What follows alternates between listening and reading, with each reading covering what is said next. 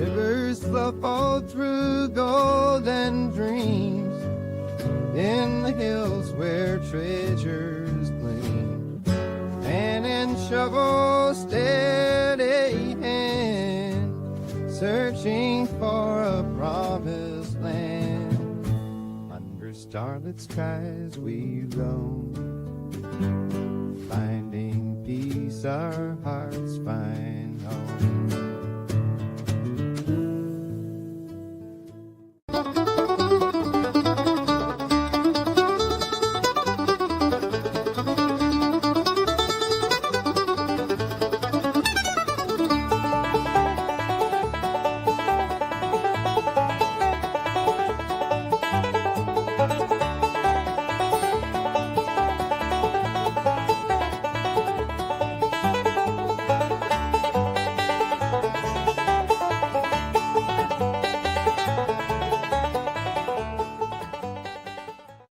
Tuesday night, let's gather around. Friends and fam, the vibes are clear. With great guests and stories to tell, a treasure of laughs we know so well. Hangout Live, where we all thrive. Camaraderie shines and dreams come alive. FlashFam strong, we're digging the gold. Together we sparkle and stories unfold. So join the stream, the time is right. It's Tuesday night, so let's gather around. Tuesday night, Hangout Live.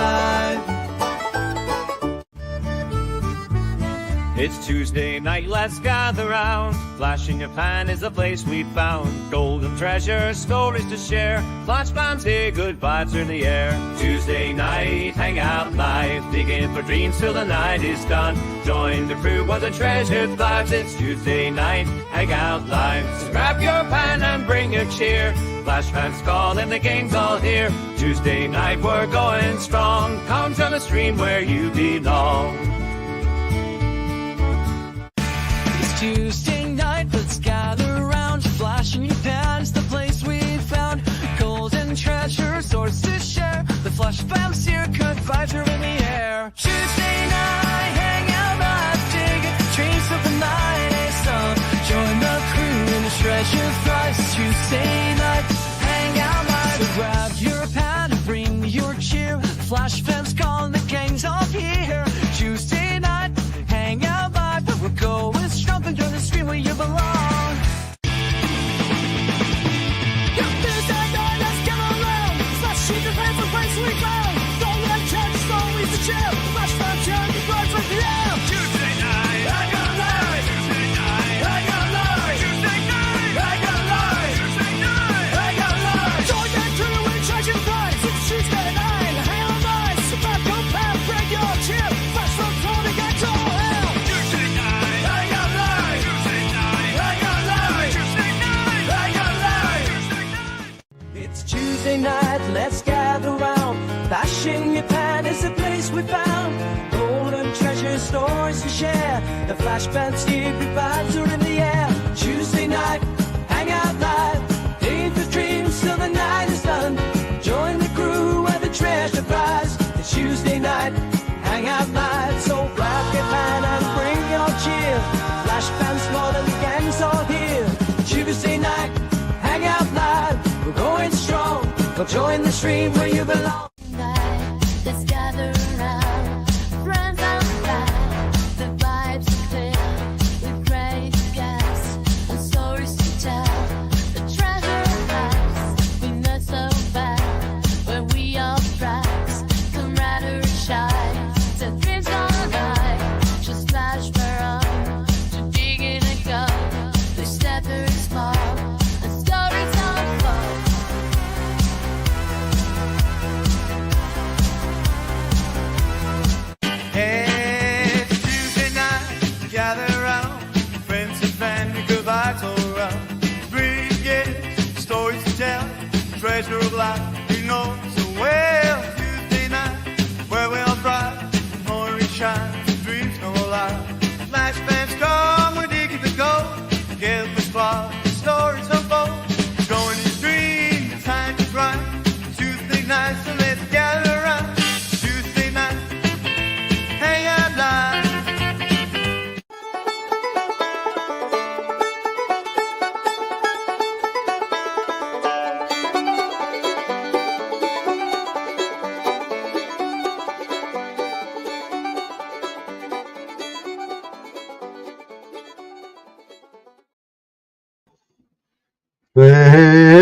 YouTubers and friends. Thank you for joining me on this episode of Tuesday Night Hangout Live.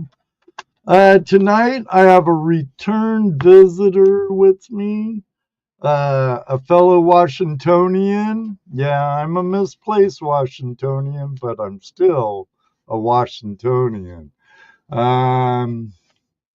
Welcome. I saw a couple Washingtonians in the room. Chateau on the go. Welcome. Hail from Washington, but down in Arizona, looking for gold for the winter. Mike Lindsay, Terry Lefty Marshall, all the way from Australia. Look at all these fine people in here. I told David, or I I told Dennis that he wouldn't be backstage too long. So, but when Dennis was with me last time, he was the president of a prospecting club I belong to in Puyallup, Washington, Bedrock Prospectors. So he's the former president of Bedrock Prospectors. He's a chairman of Washington Small Scale Miners Action Group, a chairman of the Blewett Mining District, and the president of the U.S. Congress of Mining Districts. Tonight, we're going to be talking about a lot of stuff that's dealing with the small-scale miner in the state of Washington, but can rapidly come to other states.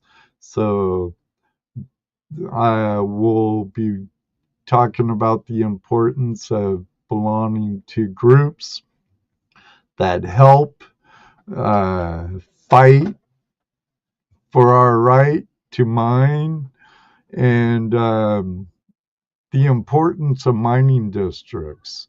They played a big role back in the day, and they still play a big role.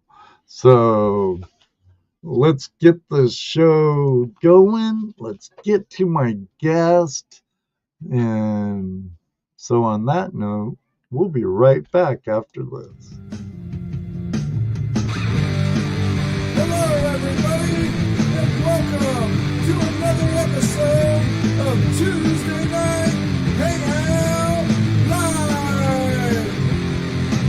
It's Tuesday night, Hangout Live. It's Tuesday night, Hangout Live. It's Tuesday night, Hangout Live. With your host, Ed Marvin. Tuesday Night Hangout Live is a Flash in Your Pan production.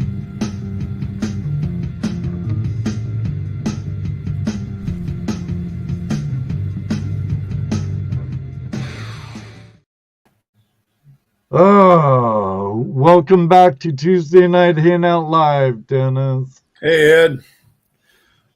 I believe last time you were with me,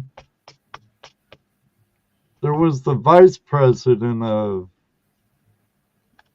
Bedrock Prospectors with you too, wasn't there? Yeah, probably was. I probably had Richard Holcomb with me at that time, because he was president before I became president, and he was my first year vice president.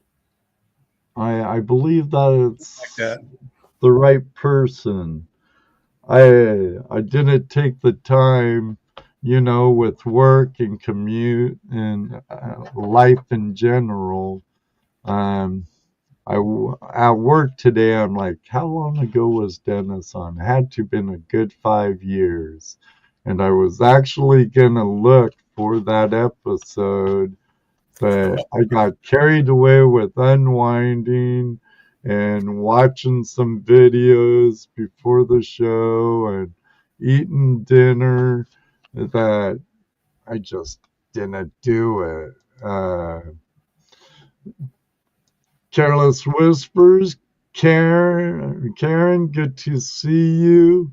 Mike Lindsay, President of Bedrock Prospectors now. Yep, he took over. Well, I'm glad to have you. Yep.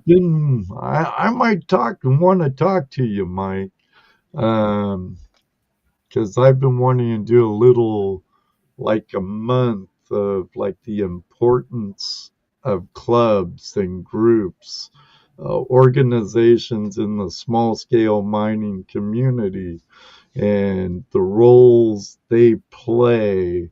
If it's a group like Bedrock Prospectors, Washington State Mining, and they changed the name since I was a member of them. Washington State Prospectors and Miners Association. WPMA, that would be Washington Prospectors and Mining Association. They're up out of the Monroe area. Yeah. Yeah.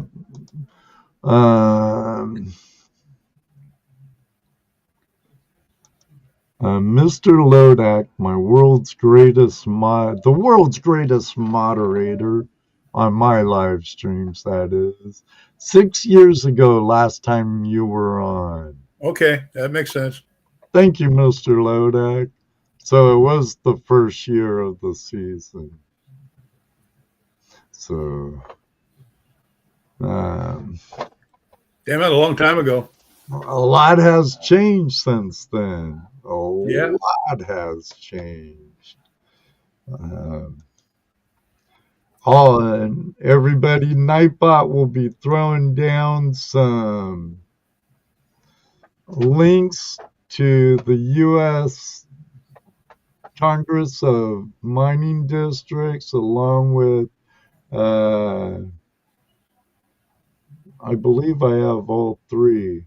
Washington State Small Scale Miners Action Group, Blewett Mining District's Facebook page, and the U.S. Congress of Mining Districts.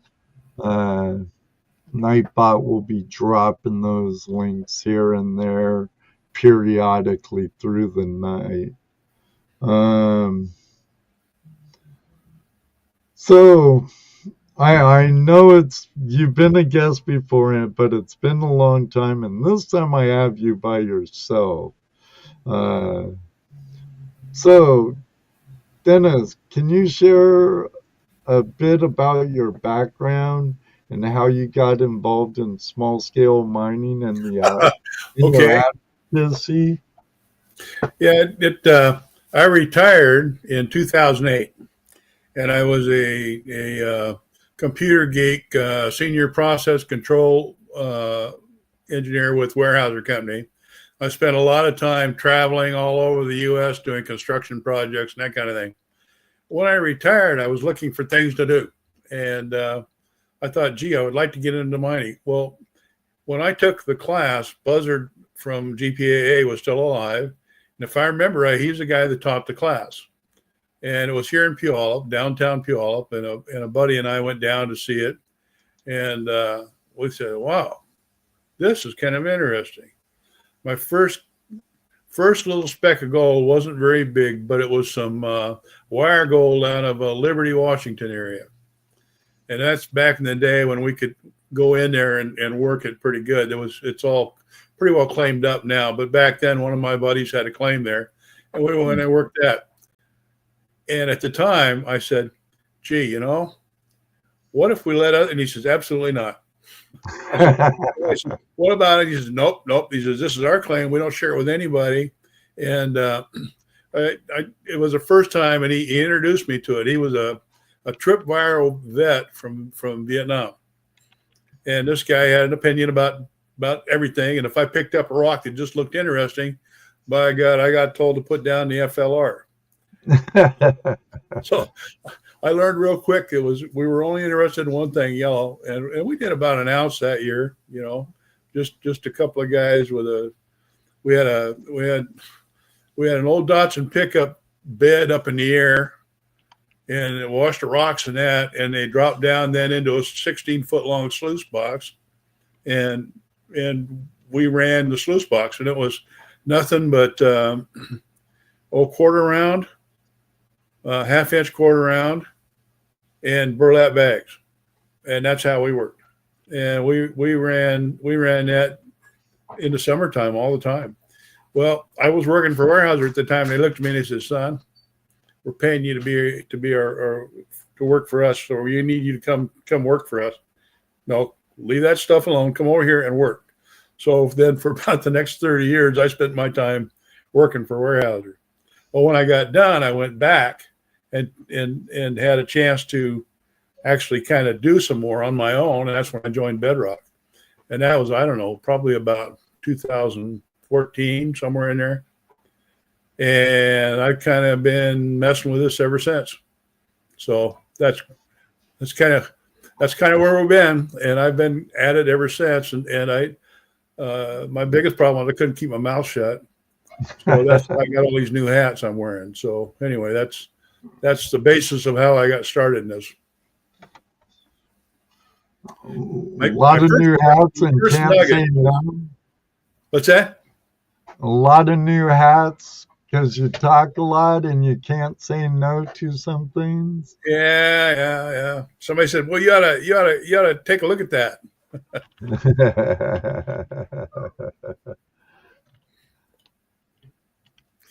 So I got involved in it, and I just for those that are interested, my biggest nugget I ever found was a size somewhere between the size of your thumbnail and your index finger. I don't have it anymore. I'm an engineer. I sold it. Either that or I gave it to somebody. I don't know which, but one or the other. But I don't have that I know anymore. how you feel. Years ago. A lot of friends I have nice collections of gold. I find it, I sell it, or give it away, or make a prize out of it, or something. Yep. It don't do no good sitting in my safe. Just puts a target on my back. Yeah. Not that I don't pack. I just don't want to have to use it. Well, there's that too. Yeah. Thank God. I hope I never have to. Well, I was close enough because I was in the service from 68 to 72. A lot of us veterans, that group, but I spent all my time in Hawaii and Southern California. So I got lucky. I never spent my time in Nam. I'm very lucky. My old co-host, Toledo Jazz, you might remember him. Jesse Mendez. He's a Vietnam vet. He was a crew chief though and worked on helicopters. Okay. Not that he was ever in action, but it was close by, and he lost a lot of friends to it. Yep. There's a saying that some of us are home, but we never really came home numb. I'm lucky that way. I didn't have that issue, but yeah. But anyway, that's how I got started in this whole mess anyhow. Okay, and you kind of briefly with your statement on how you got to be wearing so many hats, but what led you to take on your leadership roles within WASMAG and the Blewett Mining District, along with the U.S. Congress of Mining Districts? Yeah, a lot of that came from necessity, and the other part of it is that when there's a thing going on up here where the mining stuff is under attack, and it's the same in a lot of different places. But here in Washington State, we've been selected by Sierra Club and Trout Unlimited, and we are a target here. One of the issues that came up is that the guys who led the initial fight to get us started down the path of protecting our rights are all got older and are starting to having to step back. Mhm. So I was one of the guys that kept saying, well, we should do something. We should do something. And pretty soon somebody's looked at me and says, what's this we should stuff? Why don't you step up and take a look at that? So as I got involved in it, there was a group here in Washington State called Resources Coalition. And I worked real heavily with them at one time. And they've kind of gone by the wayside. And so we were still having a problem. And that's how WASMAG got started. Washington Small Scale Miners Action Group is a group who looks at issues that we have in the state. There you go. Yeah. Ain't that the truth? Isn't it though? Isn't it? And well, one of the problems we had, and the rest of you may have run into this, is that they said you had to have a permit or permission, but nobody ever told you how to fill the paperwork out. Nobody would help you fill it out. The only way they do it is if you call in and say, I need some help. And then maybe you could get somebody to call you back, because none of them they didn't answer the phone. It was, you call in, leave a message, and they call you back. And some guys were getting real frustrated. A lot of times they were told to do something that they didn't have in front of them. So that made it tough. And so I started stepping in at the Bedrock, President of Bedrock level, and doing some of that. And it just naturally led into the Washington Small Scale Miners Action Group. Now, that group is real meticulous about what we do. We pick one subject, one thing. We work it till we get done with it. Then we go to the next one. And the current one that we had is that we were told here about 4 years ago, they took the right to dredge away from us.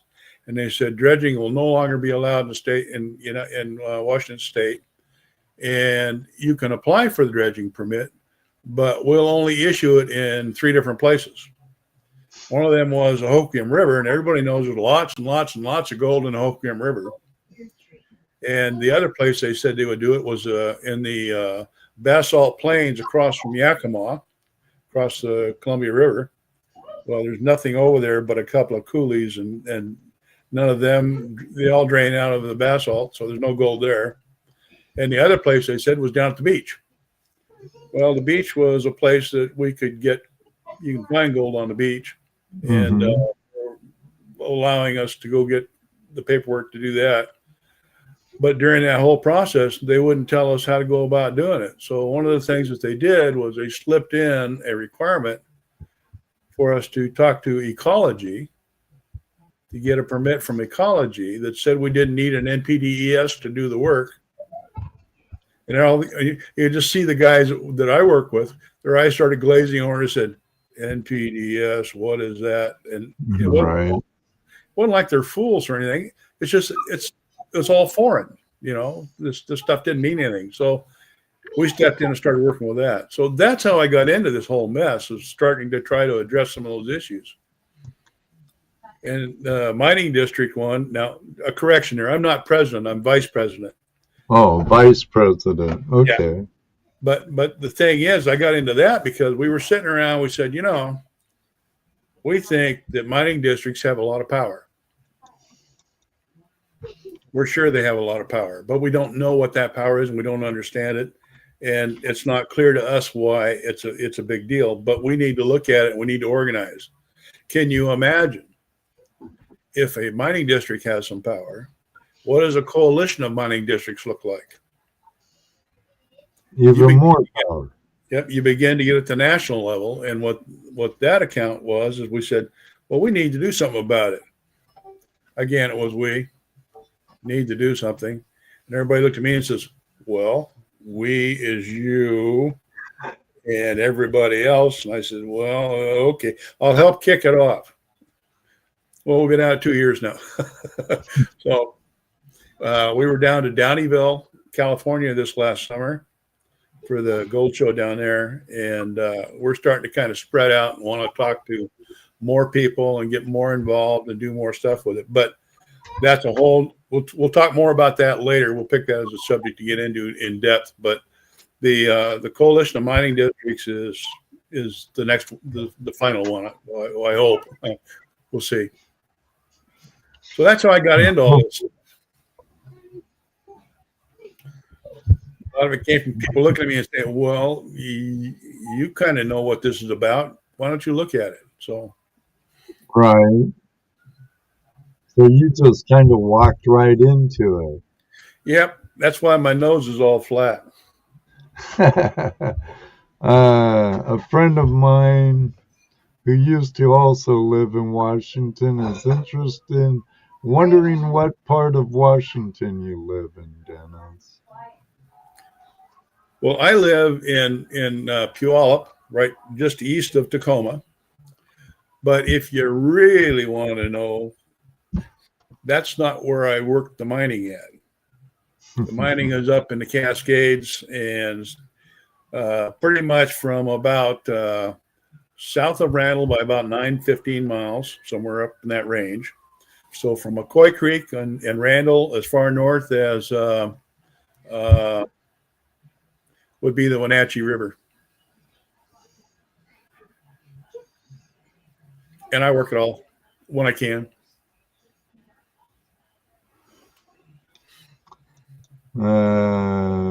Bill says, Puyallup, I used to live across from the fire department there. Which fire department? There's a bunch of them here.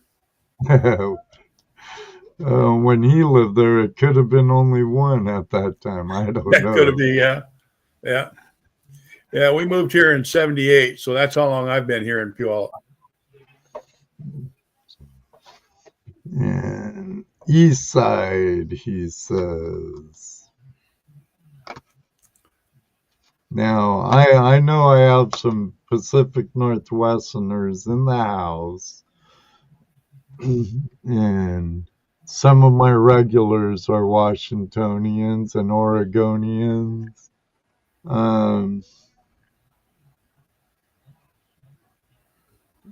Now, could you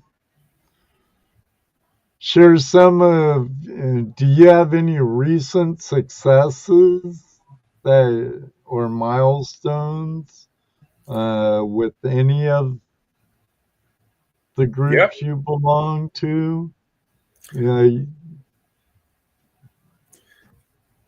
Let's talk about Washington State Small Scale Miners Action Group.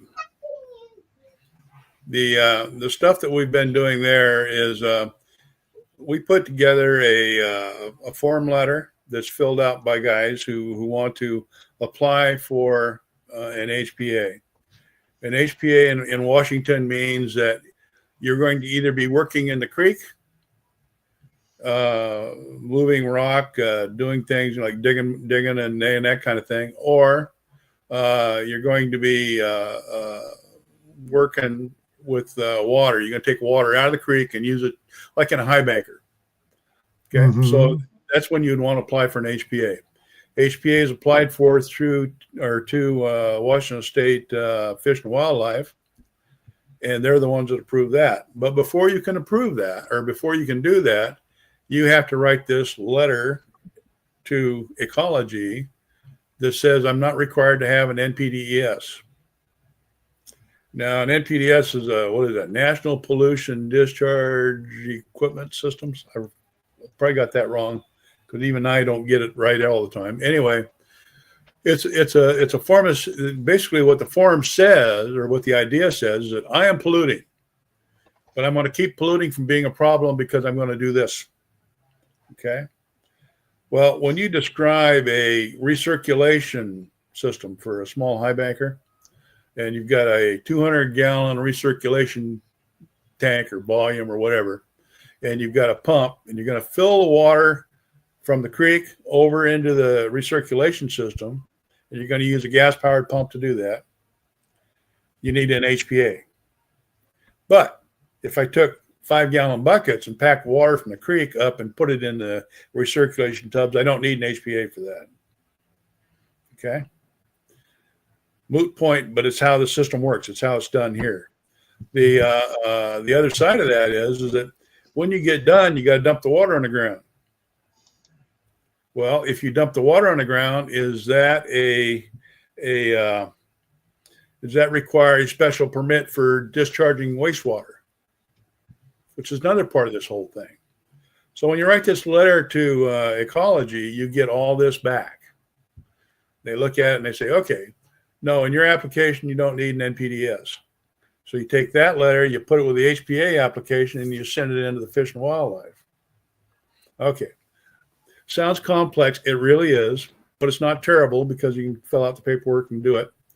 Mm-hmm. So WASMAG has helped form that paperwork and get it so that we send it in to Ecology.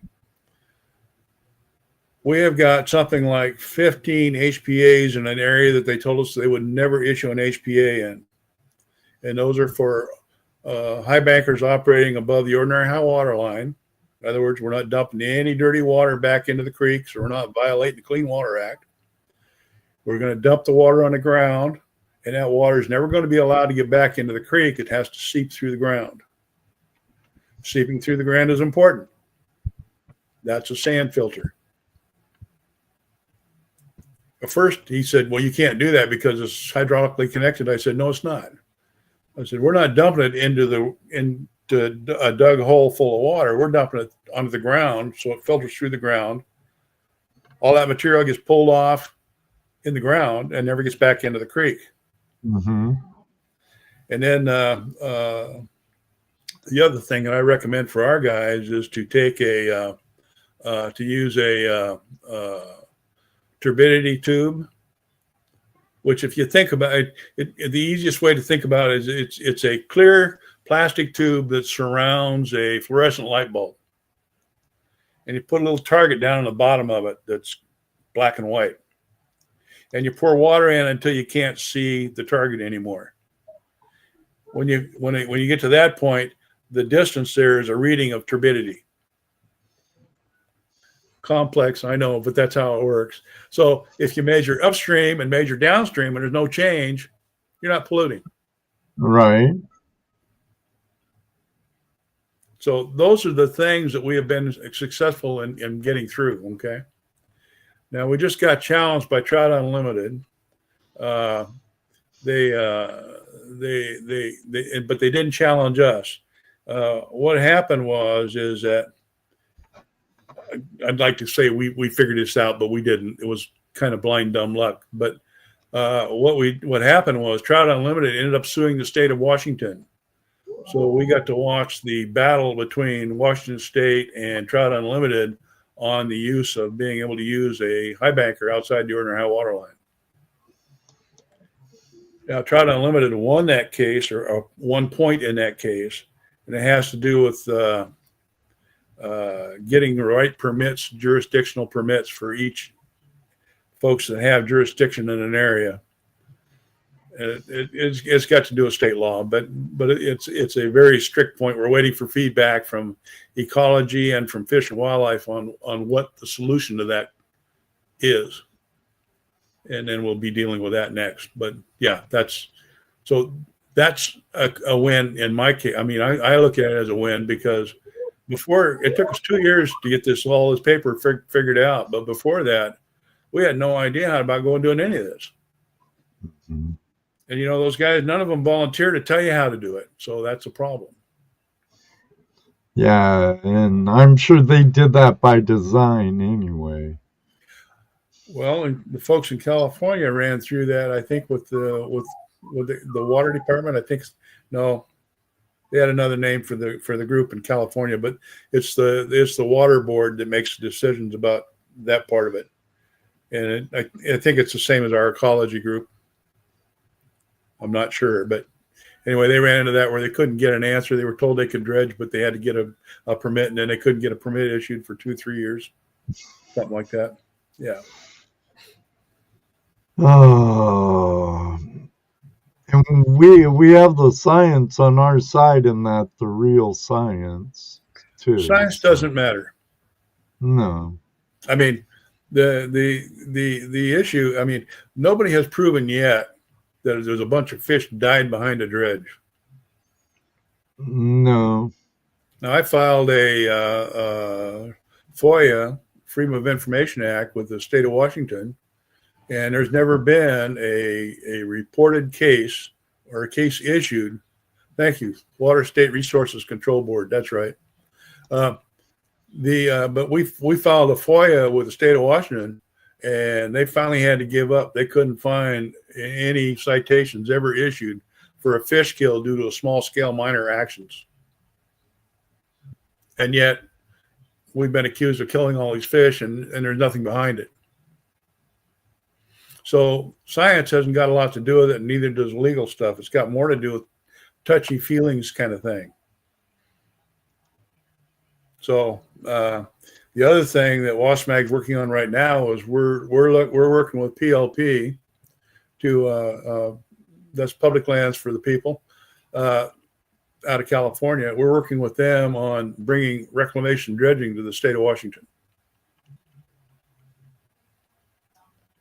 And the basis of that is that it's no different. It's no different than running a dredge. The difference is the focus is different. We're reclamating the waterway, pulling all the lead, fishing lures, and all the rest of that stuff, and we're pulling it out of the water and disposing of it, including mercury and all the rest of that.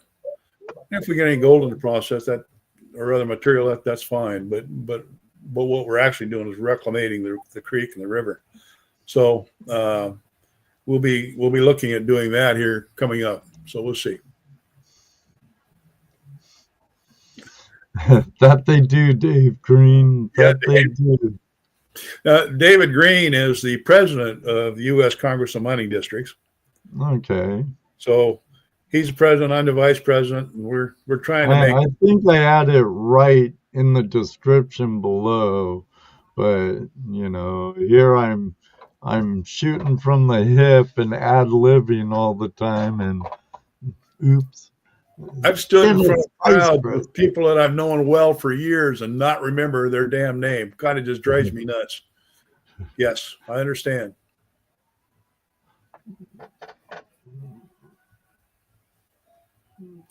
Oh, well, I'm not sure that I agree with Brad in that when there's a flood, it kills all the fish. Many fish are very smart. They move into areas behind the rocks and stuff. They find safe places.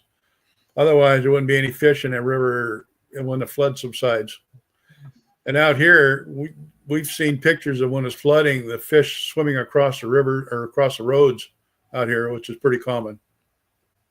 So, but when I saw fish swimming across the road, the one that washed out up to go by Index to go up to to Galena from Index. So I've seen fish climb or jump up a waterfall that I never thought they'd ever be able to get up, but I've seen them do it. If there's a spot in there where they can find a pool and they move pool to pool to pool, there's nothing to it. They'll move right up there. But they're not real successful doing that. So, yeah, fish are pretty amazing. They're pretty tough animals in terms of being able to get up for spawning.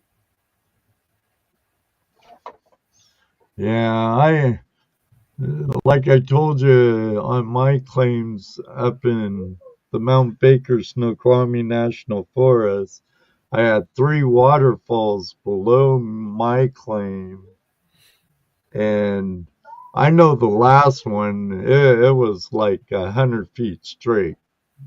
Oh. I don't. That's why I always argued with the powers to be in Olympia and Skagit Valley. Why won't you give me the okay to dredge longer? I have that much of a window in an area. I have their big deal back then, was salmon. Yeah. Well, here in Washington State now, it doesn't matter if it's salmon. It could be bull trout. It could be any number of things, and they use the term salmonid in their writings for the law, and that's any fish with more than 3 vertebrae. So that means that if a whitefish is, and out here that's a trash fish, but a whitefish in a creek or a river, if they're endangered, they could close it down on a heartbeat. Yeah, look what salamanders and other things have done across the country. And oh yeah, we've got another new one up here that's called a freshwater eel. It's a real issue too, or can be. lovely. And snails was the other one I think I ran into. Oh, sometimes I don't understand, but you know, bureaucrats. Well, a lot of times, Ed, it's got nothing to do with. They don't even understand it. Not completely. They're voting along the party line. So that happens a lot here. I kind of tend to believe majority of it is control issues, and by record we know where it's at, and you guys aren't important enough for it. But if it lines our pockets, we'll make it easier for the permits to be issued to whoever the big wigs may be. But mostly control, I would say. I think there's going to be a time when all the fishermen who fought us from decades before, when I lived back in Washington over 2 decades ago, you know, they'll come after them too. They already are.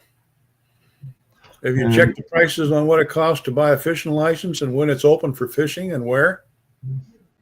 So they are. Oh yeah. And yet they've never closed down a fishing season for the endangered species. Right. I mean, they still, you know, it's a shame if we kill one, but we're still going to catch and release if we need to. So there's some of that.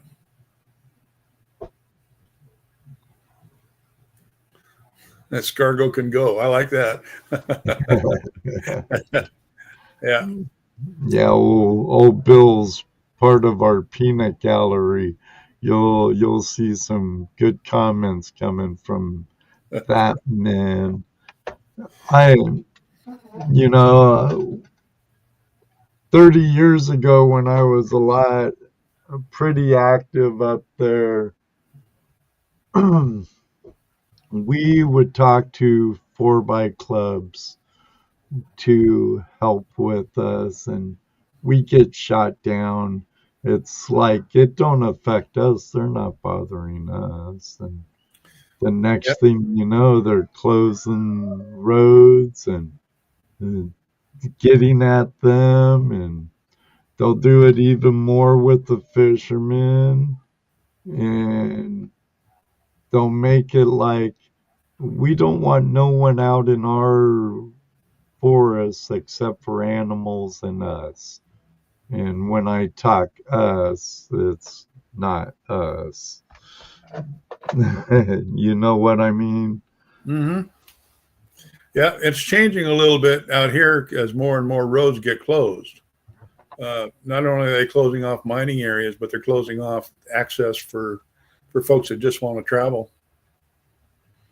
So, yeah.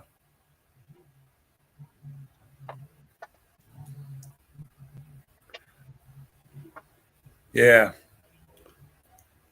Egg laying is another issue. Brad, did they also close down the ability for the fishermen to wade in the creek? He was talking about they closed it down for dredging, but if yeah, okay. Our fish here, for the most part, spawn in freshwater, moving water, Otherwise, there's not enough oxygen gets to the eggs and they die off. So the issue you run into is that they really have trouble ensuring that the fishermen don't wade across the eggs. I mean, if you think about it, most of our fishing seasons here are during the runs when the fish are going up to spawn. So what do? We allow everybody to wade in the river and to catch the fish. Now they're not up in the spawning grounds, but still they're wading in the river, kicking up mud and all the rest of that stuff. So the turbidity doesn't seem to be an issue if you're fishing for them. So anyway, yeah.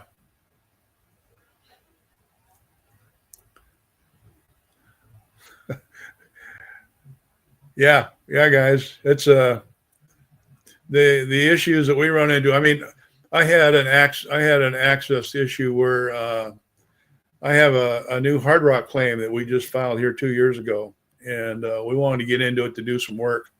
So we were going to go in and clean the forestry out so we could get in on this old mining or old logging road.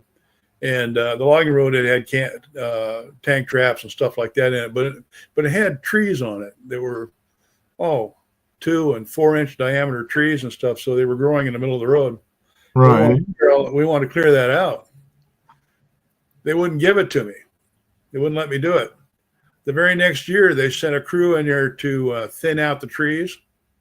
They thinned every tree off that road. Every one of them. It's like with them, in their fish rehabilitation programs where they say no to dredging, but they'll drive an excavator and or a D9 or something into the river and make so-called fish habitat or just the hypocrisy drives me nuts. And who was it? It was Kevin from hiking permits here. Yeah. And that is from your old group, Resources Coalition. Yeah. I wasn't super active, but I was the member back in the day. Well, they did a lot of good work. It's a shame that it's no longer there, but we still are trying to work. WASMAG is still trying to do a lot of that work, and that's kind of stuff. So those are a couple of things that we've been successful with so far. And we're working to do more. Well, good. I hope. Unfortunately, the world doesn't have as much common sense as it once had. I wasn't sure if moving rocks healthy.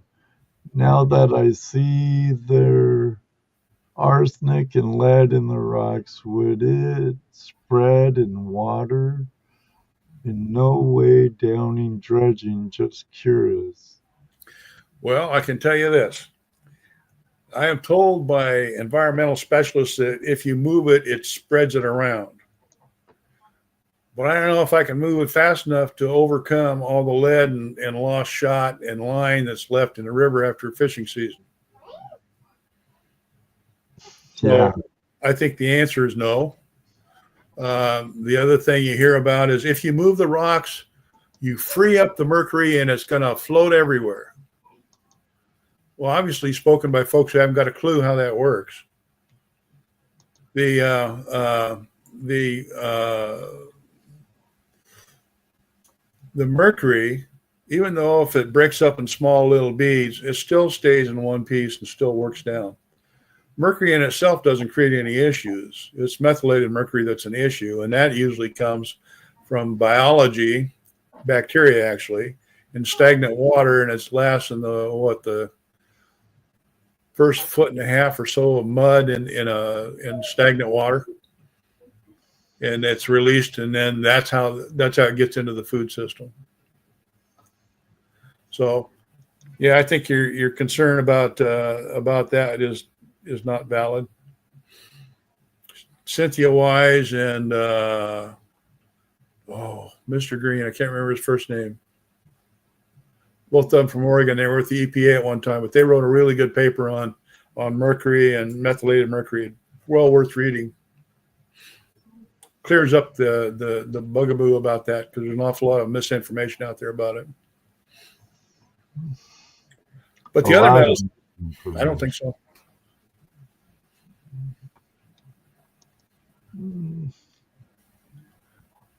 Go ahead, Ed.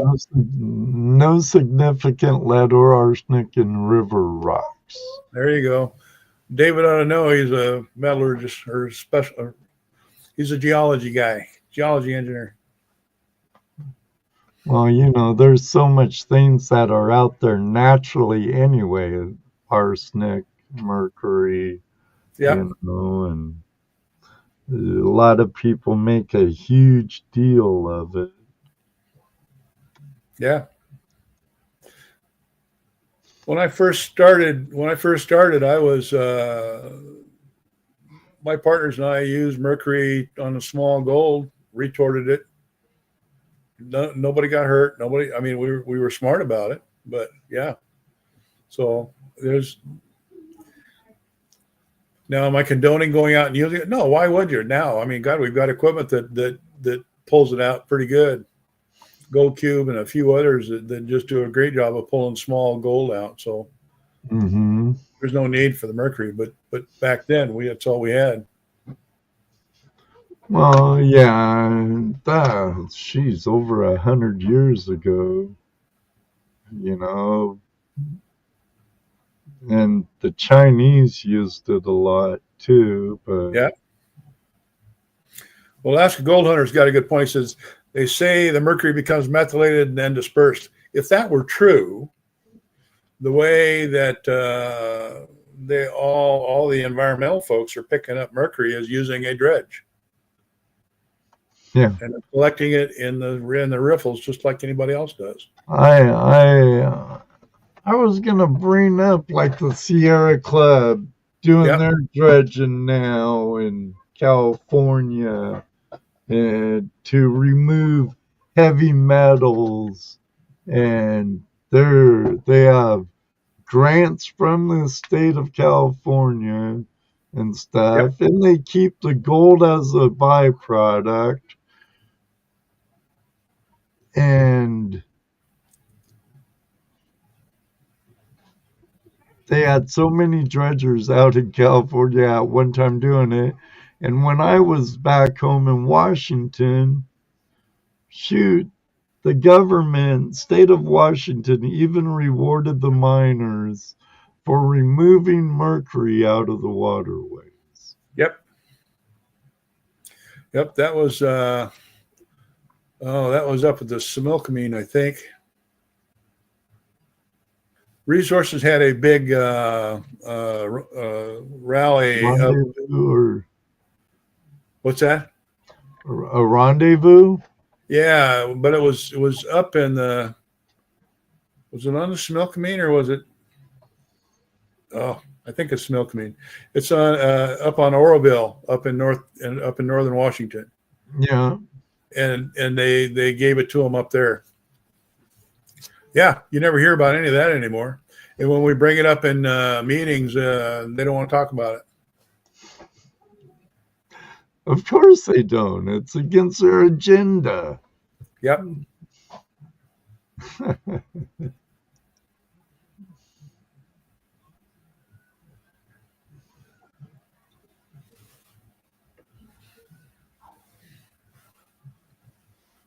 Oh, Heath Doty's talking about the dredge holes, I think.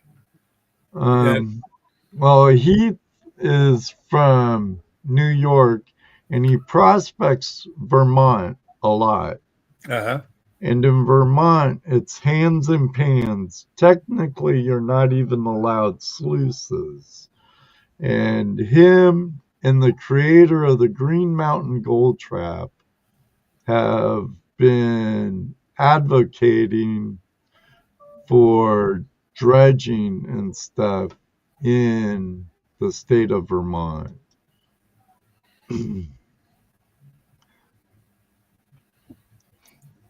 Yeah, and the one of the ways to deal with that, maybe, and I don't know the details, would be to ask the question, why not? I mean, the one of the things that the Clean Water Act requires is that you're adding a pollutant to the water going off With the dredging, you never add nothing. And what you do is you turn the question back to them and say, okay, what is being added as a point source? According to Clean Water Act, it has to be a point source. Right. Pollutant that's being added that's not there already. Because Sandra Day O'Connor is the one in Supreme Court findings with the Muskogee Indians versus Florida, I think it was. The issue there was she's the one that came up with the pan of soup analogy. If I have a pan of soup and I put a ladle in it, and I take the ladle and I pick up the soup and I pour it back into this pan of soup, what has changed? What pollutant has been added? And the answer is zero. None. California Water Board had to be reminded of that here in the last couple of years. They lost a big case on it. Well, you know, the same with dredging. You don't add no pollutants, you remove pollutants. Yep. And the other one that we used to have people talk to us about was the noise pollution. They said it gets down in the water and scares the fish off. I don't know how many of you are familiar with this, but sound doesn't travel through air to water very well. As a matter of fact, it stops. Well, it doesn't really stop. It just drops way down in volume. So the noise above the water doesn't make it down into the water. Scare the fish. Yep, that's what they were trying to say. It interferes. It interferes. What's the word? Teases the fish anyway. It drives them off. And that's bad. Let me see. Every time I've been in a dredge hole, I have them in my armpit, in my hole, at the end of my dredge. I believe me, you know, by all means, you know, it. And think with some of those people in a dredge hole with you. Here, let me know. Here, we start. We have no fish around us. Okay. Count how many fish you have in your hole and at the back of your dredge. By the time we have lunch or refill, oh my God, scare the fish. The other one I heard was the turbidity coming off the end of the dredge irritates their gills, so that makes them sick.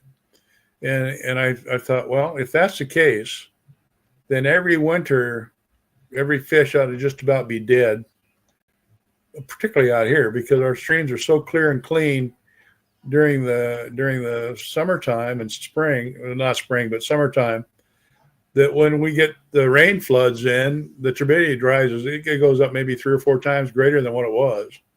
And a lot of times it's a whole lot higher than that. But you run a dredge, turbidity be damned, those fish are right there feeding as fast as they can. So, yeah, you always kind of wonder about it.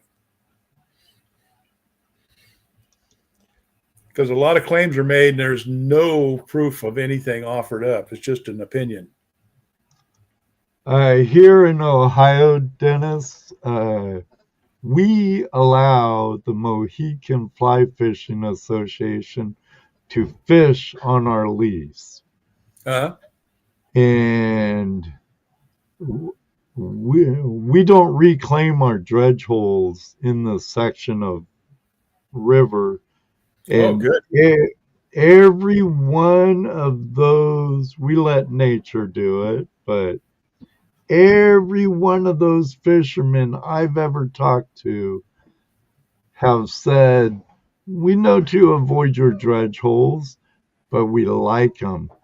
I've been dredging and had a guy catch a nice trout pretty much right out of my dredge hole. You know, and too bad we can have that relationship with all these groups everywhere. They say our part of the Clear Fork River is the best for fishing, from what I've heard. Yeah. One of the rivers that we have our claims on, they've spent, well, we have seen the records go back to at least 1930, maybe a little bit earlier than that, where they put millions of fish in there to establish a run up that river. It's never been successful. And you know why? That river won't support that, won't support a fish run. In the summertime, especially late summertime, it'll get down to maybe 2 or 3 inches deep and maybe 2-3 feet across. Yet in the wintertime, it'll get as much as 8, 10, 15 feet across and 6 to 8, 10 inches deep. And sometimes when we get the heavy flows of water up there, you can hear the rocks rumbling in the bottom of the creek as it's flushing out, doing its thing. So it depends on the river, and it depends on the food in the river, and whether it will support fish year round. That's a big part of it. So yeah, no, and we had there's an old joke that a lot of the miners tell, that they, every time they plant fish up there, they'll come by and ask them if they've seen any, and they said, yep, they tasted just fine. Right. So but I keep telling people, don't lie about it. I mean, if you see fish up there, that's great. Say you saw them, but there's nothing that's changed up there. I mean, they stopped us dredging now. What's it been? Almost 4 years ago, and there's still no big runs in there. And I don't think there ever will be. The river won't support it. So. I got a super chat from NorCal Prospecting. Thank you very much. As always, Ed, thank you for your time and work. Good to see you as well, Dennis. All right. He says,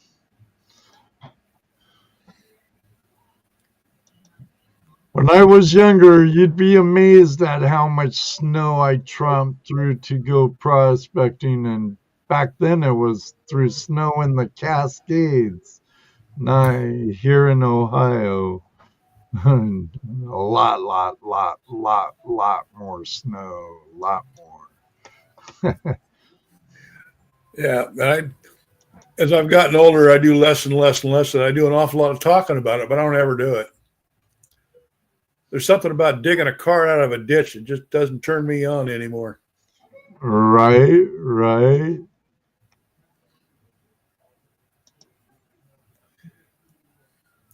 And we've got this weekend has been a big dump of snow for us up here. I think we got about 2 or 3 feet, maybe, all told, in the areas where we mine at. So it's all pretty well closed down.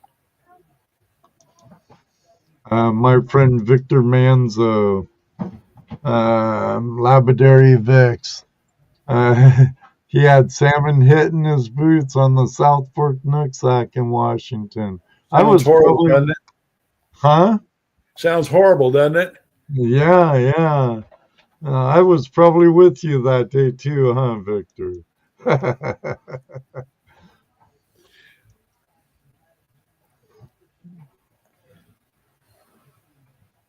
Holy cow. 35 and a half miles. Scioto River's a big size river. It's probably the width of the Skagit. Oh, okay. A lot of fine gold. It's a good dredging river here in Ohio. Mm-hmm. I believe in the part Annie.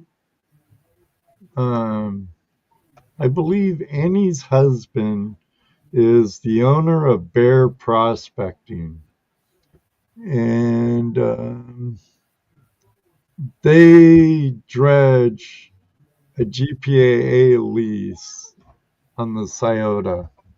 And I believe at one time it was actually part of the ancient river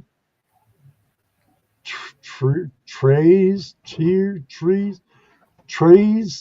which came out of the Appalachia, Virginia, West Virginia, and in the mid-state of southern Ohio. Then it flowed north and then headed west and came out going through Indiana in a just not far south of me. And from rumor has it, was really good gold in areas where you can find the old part of that river. Where I live, it's like under 300 feet of overburden now from the glaciation of the state. So I could be wrong about that, but I believe the Scioto is actually part of it now. Yeah, it's amazing to me. I mean, there's places here in Washington State where you can see those old rivers high up. One of my claims, I have the equivalent of 60 layers layered in bands. And you'd think one of those layers would have a pile of gold in it.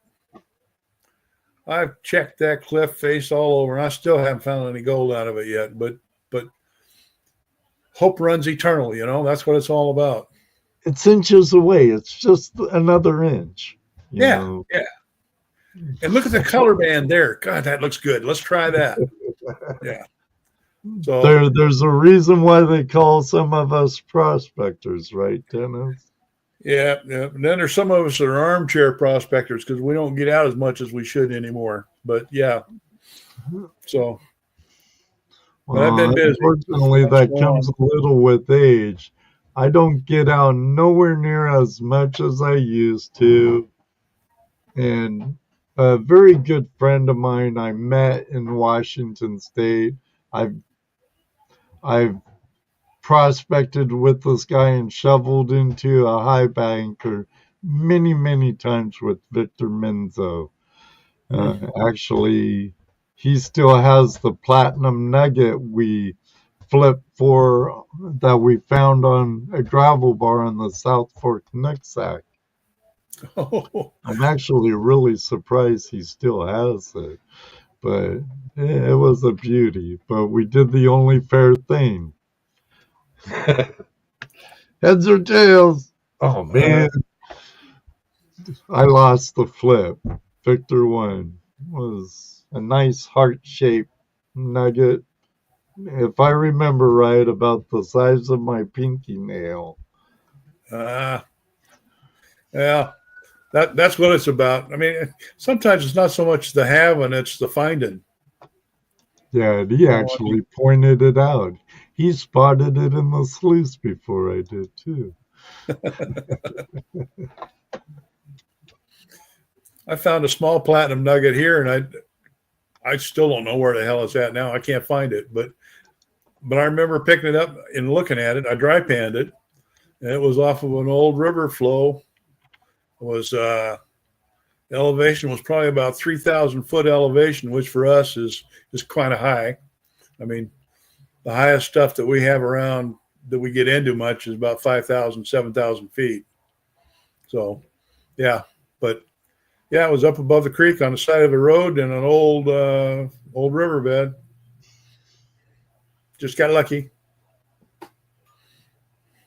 Well, like my friend Aaron's channel name is, gold is where you find it, Dennis.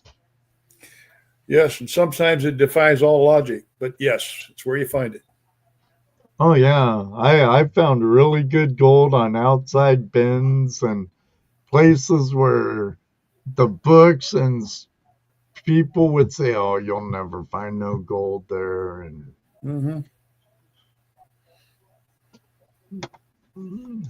hello, Gail. It's good to see all my regulars in here and newcomers alike. Everyone that came over from, I spammed a few Washington and Pacific Northwest groups tonight with the post for the show, Dennis. And if you followed one of those links to the show, welcome. And thanks for being here. I hope to see you again sometime. Actually, this guy here, right here, who's been talking a lot in the chat, that's Justin. He's actually a professional gold miner in Alaska, and he's actually a celebrity also. He's on Gold Rush Whitewater. Yep, I've talked with him. Yeah, he mentioned the two of you talked in Monroe at the gold show there at the state fairground. Yeah, that's our first big gold show up here. So, and a lot of people can make it because it's early before the hills start to open up and you can get up into the hills and do stuff. But we usually have a lot of folks from the Whitewater show come. So we have a nice turnout. Yeah. Wasn't Carlos down there with you too? Yep. Carlos and Jeff, and who else was there? James Ham was there. Fred used to come before he passed. Not all the time, but once in a while he'd show up. Right. Yeah. Nice.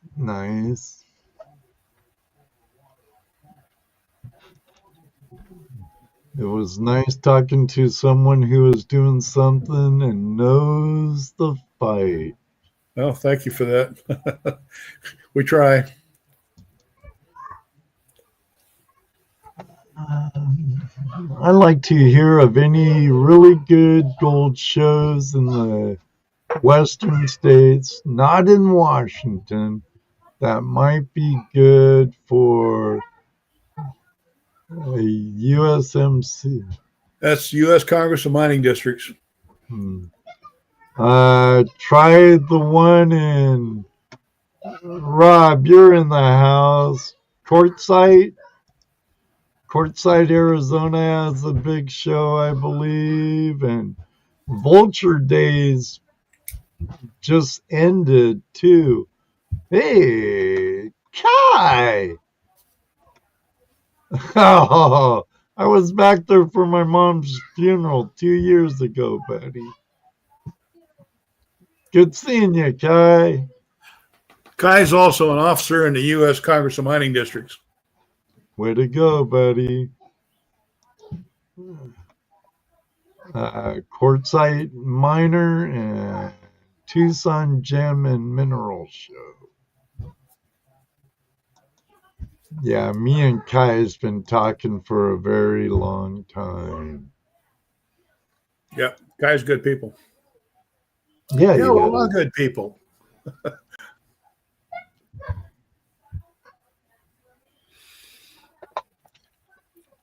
So WASMAG is working on things here in the state of Washington. Other things we'll probably take up as we get a little further down the road is our water rights and anything else that comes up in terms of the rights of the miners in the state of Washington that's in the Constitution and the state laws. Okay. So that's what Small Scale Miners Action Group is all about. If someone is interested in forming a similar group in their state, give me a holler, and I'll be happy to talk with you about it.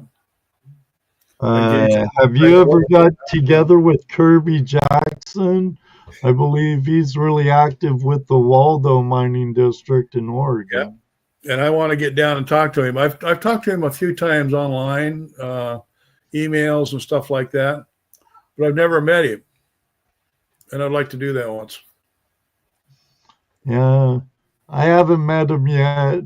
Almost had him on the show once. He's a hard guy to nail down. He's a sharp guy too. Yeah, I've read a few of his books, some good books too. Yep.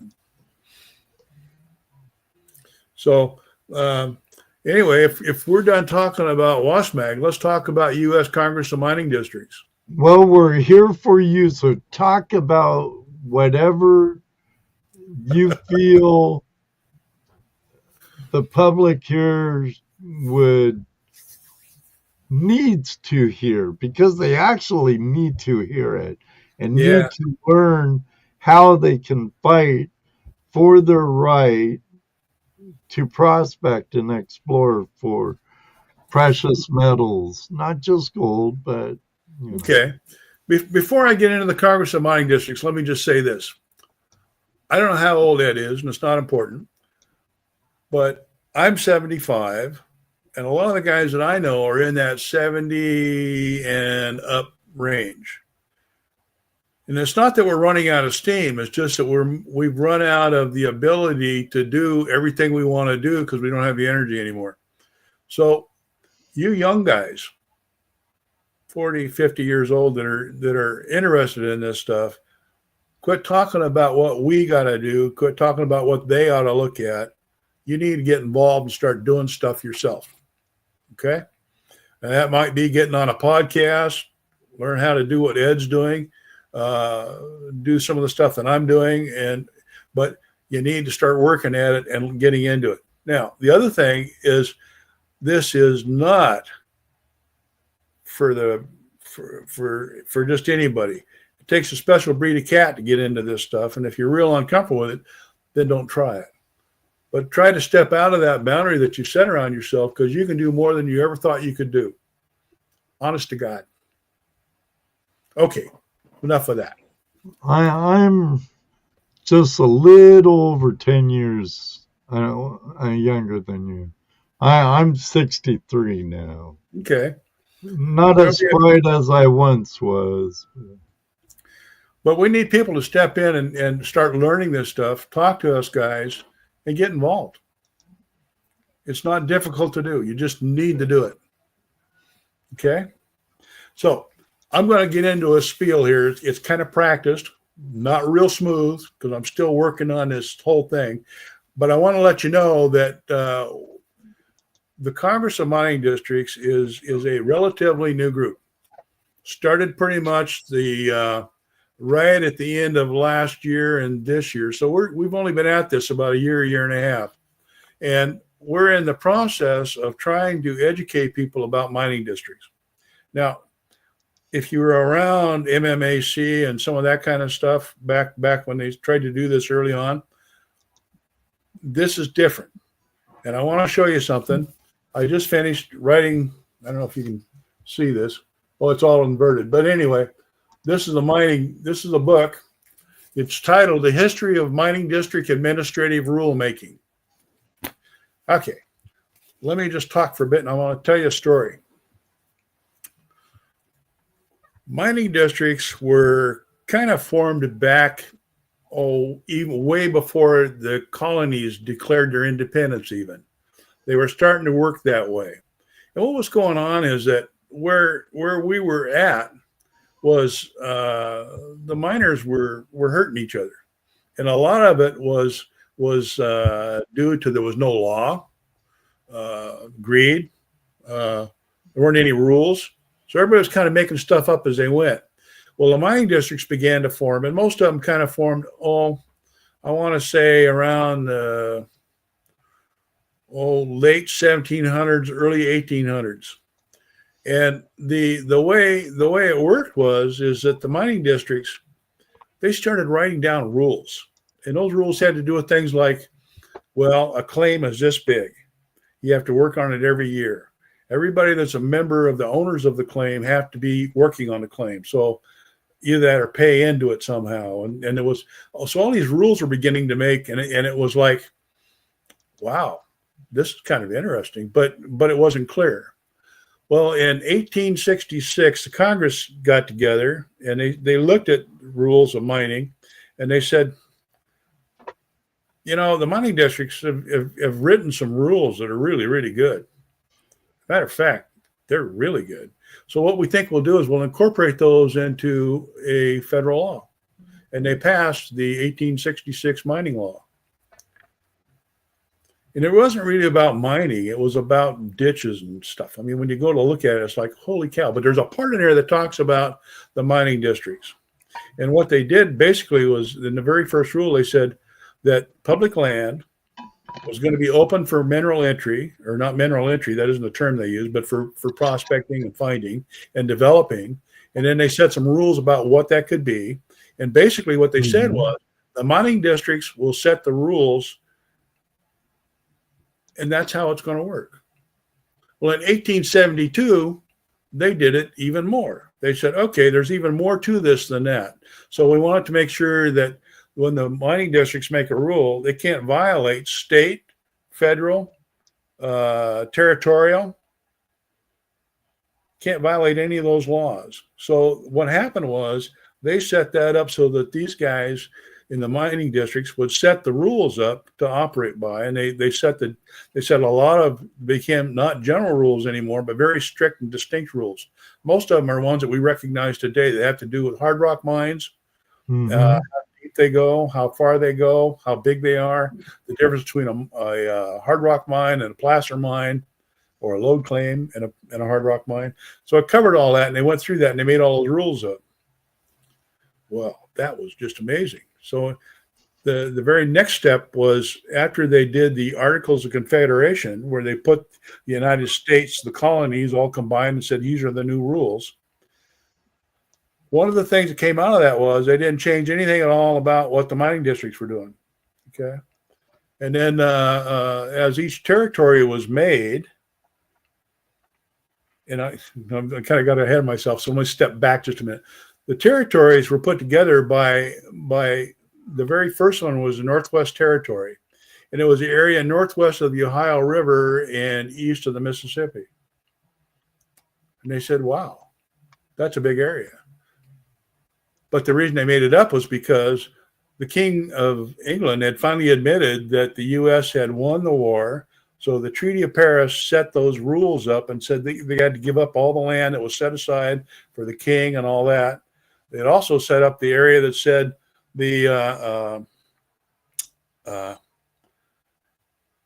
areas that were given to Georgia and Carolinas and Virginia and places, they stretched all the way from the Atlantic coast all the way into the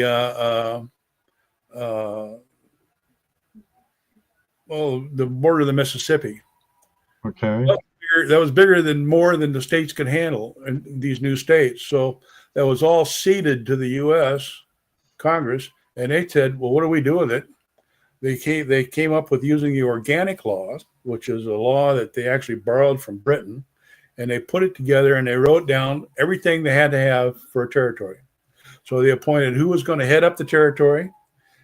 They didn't really appoint him. It says appointed, but what really happened was he was selected by the president and then had to be verified by the Congress. Mm-hmm. So the territories set up a very strict set of rules about how the territories put together. It covered everything: who the governor was going to be, who the vice governor was going to be, who the secretary was going to be, who the treasurer was going to be. The fact that the governor was the sole owner or person that ran that whole territory, and also was the head of the military. So they had a militia. Well, the U.S. guys who set up our country really didn't want a standing army because they'd already been through that in Europe and said, we don't want to do that. So the U.S. standing army was reduced down as soon as the Revolutionary War was over, was reduced down to almost nothing. So the only people left were people that were put into the militias out in the Northwest Territory. And their job was to take care of Indians and the issues there, keeping the British out, keeping the French out, doing all that stuff, okay? So the first territories were the Northwest Territory and then the Southwest Territory, which was south of the Ohio River to the Appalachian Mountains, okay? Okay. And that was done and set up, and at the same time, the mining districts were going on, and it was put into the laws that the mining districts were going to be administratively rulemaking for the mining areas. Amazing. The size of a mining district was never defined in Congress, but it's defined by the people who set up the mining district. The name of the mining district was set up by the miners that worked in that area. And the rules for that mining district were defined by the miners in the area. Okay, long story short, there's a lot more of this in the book if you decide you want to get to that. But what goes on is that every rule that was ever made, every law that was passed, never took away the rights to do administrative rulemaking. Okay? Mm-hmm. Think about that, and it's like, oh, what's that mean? Mining districts are a private organization, organized and voted on and selected by the members of the mining district, the miners there. They're not a federal organization. They don't hold any land. The land that they do administer is the land that's defined as the boundaries of the mining district. No rule says when the mining district had to be made, or when it had to be made by, or how old it had to be, or any of that stuff. Okay? And as you go through, you look at that and it's like, wow. Well, what if we wrote a rule that said you can't make a fish habitat in a mining district without our approval? Whoa, really? Now, remember this, guys. You haven't paid a dime for any of this information, and you're getting it from a guy who says he understands it. But the point I'm getting at is, right now it's under review with the lawyer, and I haven't gotten feedback yet from it. So this is kind of Barrick's lawyer, to be kind to myself about what's going on here. Right. But I can tell you right now, as far as I can find, nothing in the mining district rules absolve anything going on in the mining district, with the exception of we can't take in fees for maintenance. We can't take in documents for maintenance, because that was given to the counties as the counties were formed through the organic laws for the state when the state was formed. So the basics of it, a territory is made by organic law, covers an area. That territory is broke up into states, and that was done with an organic law. And then that state was broke up into counties. Well, the states had to have a way for the counties to make money. And back in the early days, if you think about it, there wasn't anything in any state except for mining, timber, and fur. I mean, there wasn't even land being sold for property until they could get people out there. And so that's when the land thing started to change, where they started making the ability, they gave the checkerboard pattern out here in the West Coast. If you look, you'll notice it. There's between federal land and private land. The private land's owned by the railroads. They gave every other section to the railroads in order to pay for the railroads to bring in folks to come out here to buy land. So the whole thing was formed up that way. But the mining districts, during all that process, state formation, county formation, all the rest of that, the mining districts were never removed from the authority of running the administrative rule. So U.S. Congress Mining Districts is there and set up to try and help folks reorganize their old mining districts, Yep, Dave's showing it up.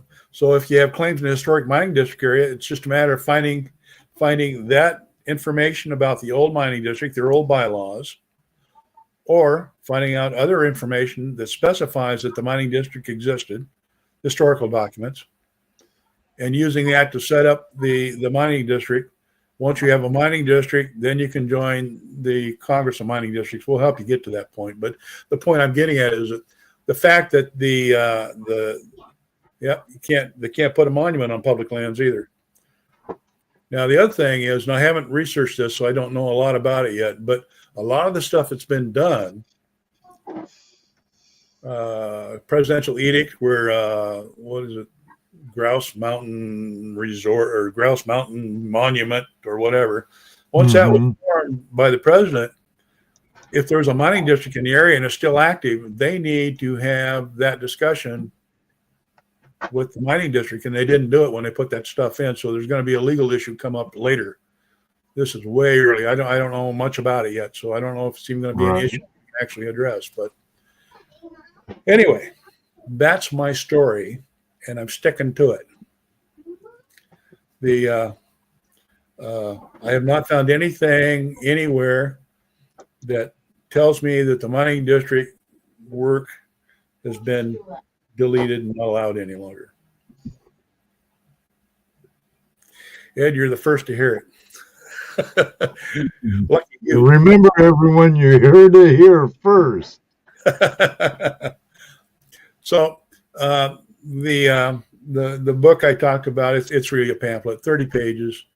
I don't know the deals about how it's going to work or any of that yet, but I filed for copyright on it, and as soon as I get the lawyer review back, we'll probably get it published right away.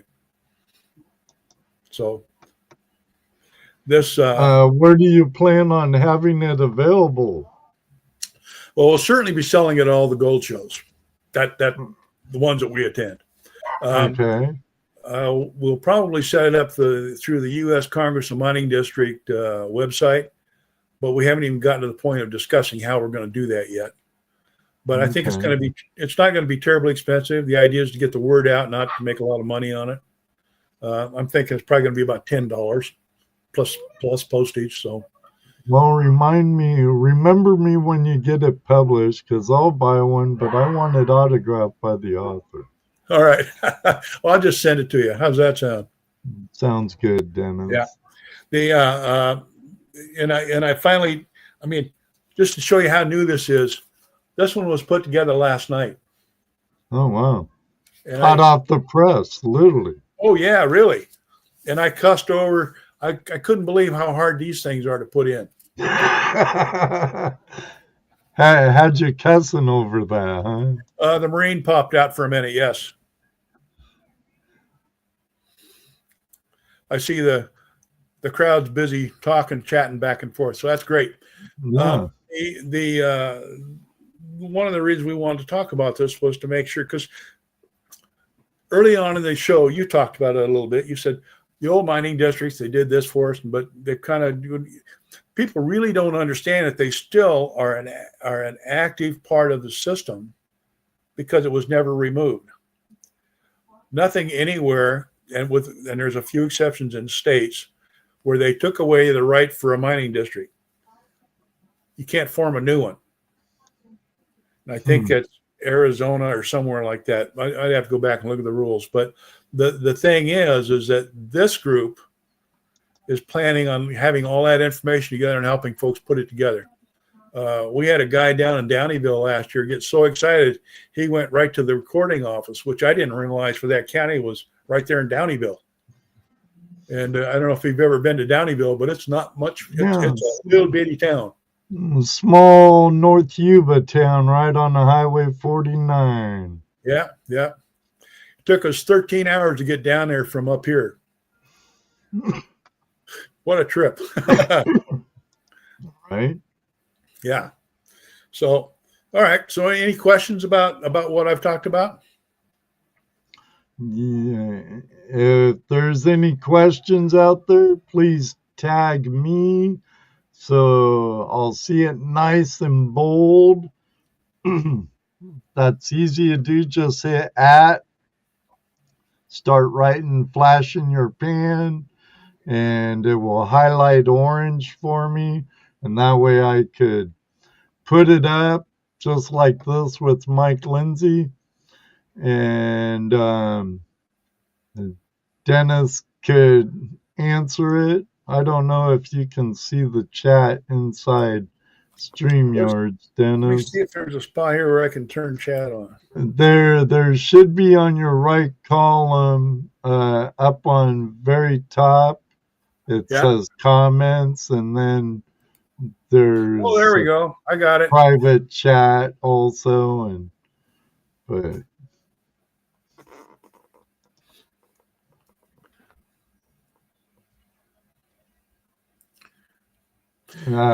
Karen's from Georgia, and unlike out west, there is no real public lands that are workable or claimable, and everything's done on permission or lease. And if you're in any public waterway, it's hands and pans only. So, Okay. One of the things I ran into in my research, which was kind of interesting, is that Congress never gave away the rights to the mineral lands. They never defined the mineral lands, much like they didn't define what a mining district was. They had to be settled in court. But the mineral lands belong to the U.S. government. They were never given to the state, ever. And the only thing that I can think of that defines a mineral land, and this is not a legal definition, it's just me talking, would be if there's been a claim filed on it or a mining district. Ever. That's a mineral land. So, if minerals were found there and there was a claim on it, it doesn't matter what the state says. It's still mineral land and it belongs to the country or belongs to the federal government. Now, do I want to take that to court? I haven't got enough money in my pockets for that. But yeah. Right. Wonder if there'd be a lawyer even willing to do it pro bono. None of them will do it pro bono. I know that lawyers run at least $500 an hour for this kind of work. Man, it's a shame that you couldn't find one sympathetic to the cause that would do it pro bono, though. They're all sympathetic.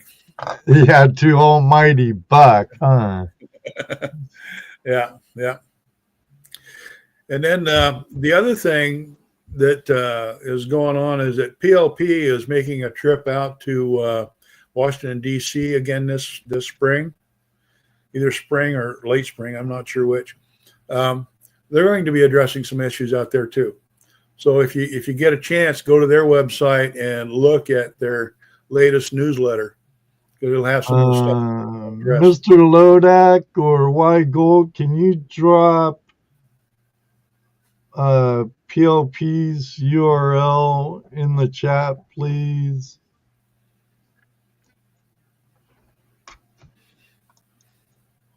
You're more than welcome, Swiftwater. Scott Swiftwater Tony's a small-scale miner in Arizona. Yeah, I think he's a video maker too, isn't he? YouTube? Yes. And he actually was a guest speaker at one of the GPAA shows. Where was it? Swifty Lost Wages, or was it in Tucson? Tucson or Phoenix?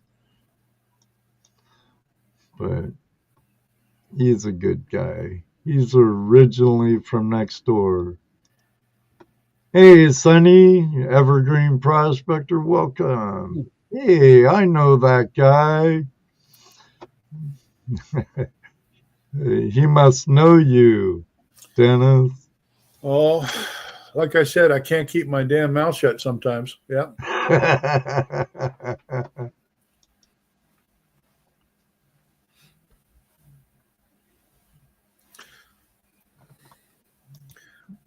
Wow, it's flying fast. Yeah, it's been a good show, and you've been really a lot of interesting stuff you've been talking about, at least to me and quite a few others in here. Of Well, that's good. course, we love this lifestyle, and to many of us, especially out west, you, Swiftwater, Brian Wilder here, this guy, American Gold Prospector, it's actually their lifestyle, and like yours or Kai's, you know. It must be my Western mentality, and all words have meaning, you know. Uh-huh. And we were given the right to prospect and to mine in our public lands. And I know it got really murky in California courts with the term recreational and hobbyist. And they're like, well, as a recreational hobbyist, you have no rights under the Mining Act. Yep. Where if it's your lifestyle, even as a small scale miner, you do. In my eyes, that's how I kind of interpretate it. Yeah. And that's why I'll never claim to be a hobbyist or it being a recreation to me. Never. Here, there, anywhere. Never. This is really unfair, but I'm like you. A recreational miner is one who buys the gold dirt, pans it out on a back porch, and finds all the gold, and that's the recreation. Right. I would rather go out and dig my own gold. And the other one, the one that brought it home for me back when I first started in all this stuff, was that hobbyist, recreationalist, I don't care what the term is, but it's a gold miner is a person who, if they find gold, they don't stop till it's all gone. We work it all, and we don't go home till we got it. We get it all, every bit of it. But if I was a hobbyist, I'd have to go home so I can go to work on the next day.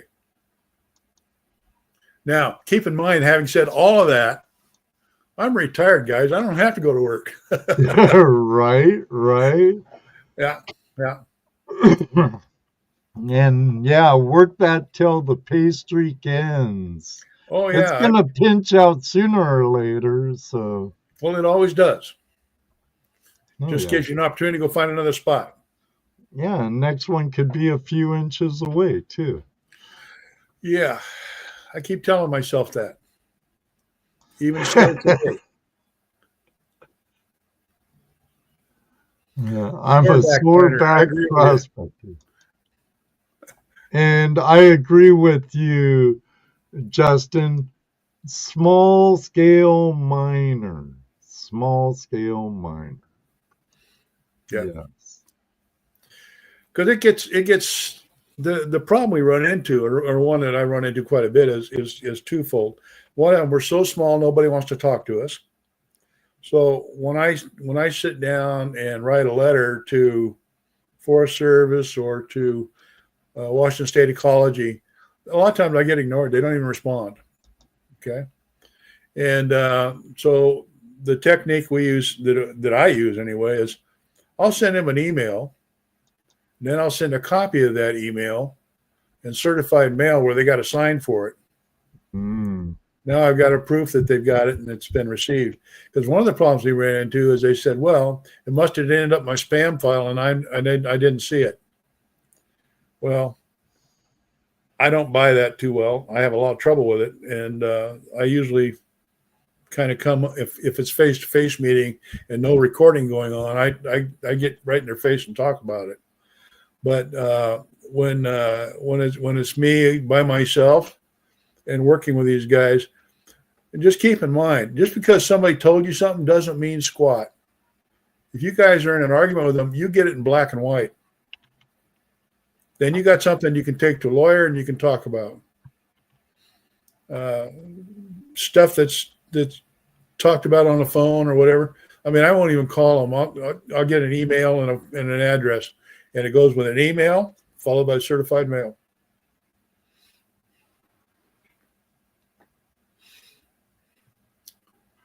It's fighting us in DC about how they are controlled in their mining, trying to paint us evil. They don't like us working like worker ants. Yeah. When here's a funny aside. Well, not funny. I kind of ticked me off because it was a wasted effort. The state ecology required us to request a wastewater discharge permit. Now, a wastewater discharge permit would be based on the fact that we're using dirt from outside the ordinary high water line and water from the creek to wash it in a high banker. And then that water would go off and would have to be disposed of at some time. So they wanted a wastewater discharge permit. Well, I wrote it up, and when they got it, keep in mind, guys, I was an engineer. I was used to filling crap out like that I wouldn't see any benefit in anyway, but I'd fill it out. Right. And when we got all done filling it out, they took it, and it took them 1.5 years to get back to us with the answer. Maybe it was only a year, but it took at least a year. And they came back and we said, well, what took so long? They said, well, you're so small that it didn't fit any of our models that we had to work with. So they labeled it as de minimis, which for those of you that aren't familiar with the term, for us, that's golden. De minimis means it's so small it's not worth talking about or measuring. And the wastewater permit that we got, that's what it said. And let me rephrase that. We didn't get a wastewater permit. They didn't give us one because it was de minimis. Okay. Right. And we were talking about a 2,000 gallon recirculation tank. Now, think about it a minute. How many of you really would consider running a 2,000 gallon recirculation anything? I mean, that's no longer something that you feed by hand. You feed that with a backhoe or something, right? Mm-hmm. But what we were doing was pushing the limit to say, okay, well, how much is too much? How much is too little? At what point does a line get drawn in the sand where it's not important? Well, at least for 2,000, it wasn't enough. And by the way, when I talked about Trout Unlimited beating the state on one little area in the report, it had to do with that part of the report, that part of the HPA, in that they said we didn't need a discharge permit, but somebody that applied for another one, another HPA in another area, they didn't fill out the wastewater discharge permit information, and they're running 200 gallons or 500 gallons. So that's the kind of pettiness that we're dealing with at times. And when they saw us say that we're going to fill up a 2,000 gallon water tank, they got all kinds of upset and said, well, everybody's going to use 2,000 gallons. So that's 50,000 gallons of water a day being pulled out of that creek. We started to laugh. No way in hell are that many people going to be out there working. Nowhere, there's no way that many, or that they would all want to put in a 2,000 gallon holding pond. And the other side of it was, how many people actually work on a claim year round? Right. Well, once you fill up a 2,000 gallon tank, how often do you have to dump it and fill it again? It's not daily. It's not certainly twice a day. No. Maybe once a week or 2 weeks, Well, depends on evaporation. Depends. Yeah, but evaporation is not dumping it on the ground. That's another thing. No, it ain't. You're right. No, So it's not. yeah, no, it was kind of funny. I mean, and I filled out paperwork that showed the water quality up and down the river. I mean, people were running wells, so I had to give well reports. Right. Well, how does that impact what we're doing, which was pumping 2,000 gallons out of the creek over a 2 or 3 hour period, so we wouldn't drain the creek. I mean, pump it down low with a big fast pump. Yeah, I mean, it was kind of hard to drain. Well, you were over in the Blewett area, so yeah. it's a little different on the dry sides of the Cascades than the wet side. Yeah, but even still, did you know that there is a law that limits how much water you can take out of the creek and what rate you can take it out of the creek? Oh, I'm sure there is. And we were well within all those limits. And when I pointed out if you pay enough for the proper permit. Yeah. So I kind of grin and I say, okay, what permit do you want me to apply for? Because all we're doing at the WASMAG level is trying to figure out where's the limit at. What's before I ever do anything about whether I'm going to take them to pieces, or take them into court. But at least at what level? Because the first question I ask is, well, are you telling me that every lady that's out there washing dishes and throwing her dishwater on the ground has to have a wastewater discharge permit? Well, no. I says, why not? Well, that's actually is wastewater. Absolutely. It's actually got contaminants in it. That's your gray water, most houses have they go to their leach field to perk off their gray water and let it seep slowly in the ground. Yeah. So, I mean, that's just an example of the kind of thing we did. Now, this was like a 30-page report that I filled out. I think they were shocked that we took the time to do it. But we didn't have any problems with getting it approved. Right. Well, it took a year. I guess we had a problem with that. Well, I'm used to applying for stuff and having it back within a month or so. But yeah, this.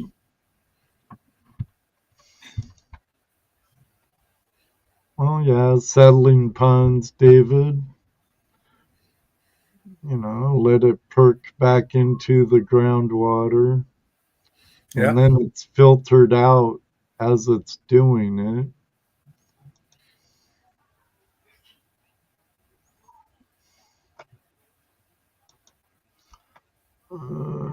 Curious, is blasting rocks on rivers illegal? Try and get gold. Absolutely. Yep, that's illegal in the state of Washington. You'll kill a fish doing that. Yeah. You won't like that. The police cops will come after you then.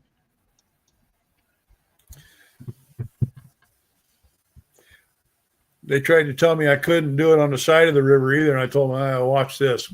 That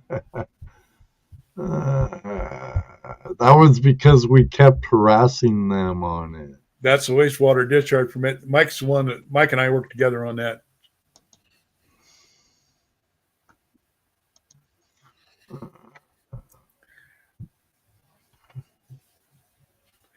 Yeah, now see, we outsmarted them. We already lined the ponds before we ever filed any of this stuff up. They said, well, how are you going to drain them? I said, we're going to use a knife. What do you mean? I said, we're going to poke a hole in it and let it drain in a week. That way we don't overload the water system. And it was like, okay. The guy I was talking to on the phone, he says, you've read a lot, haven't you? And I said, yeah, a little bit.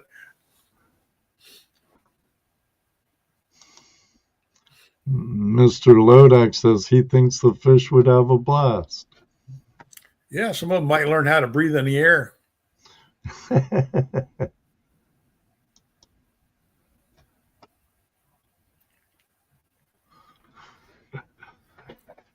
It's hard telling. Gee whiz, David.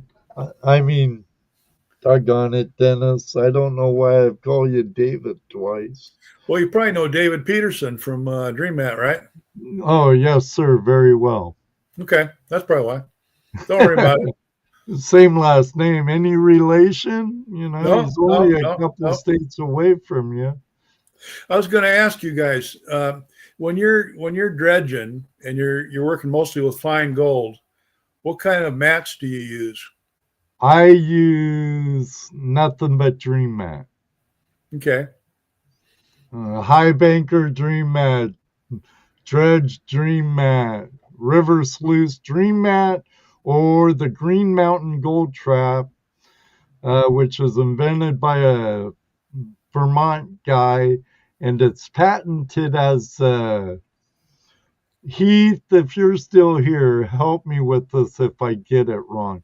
It's patented as a fluid bed classifier.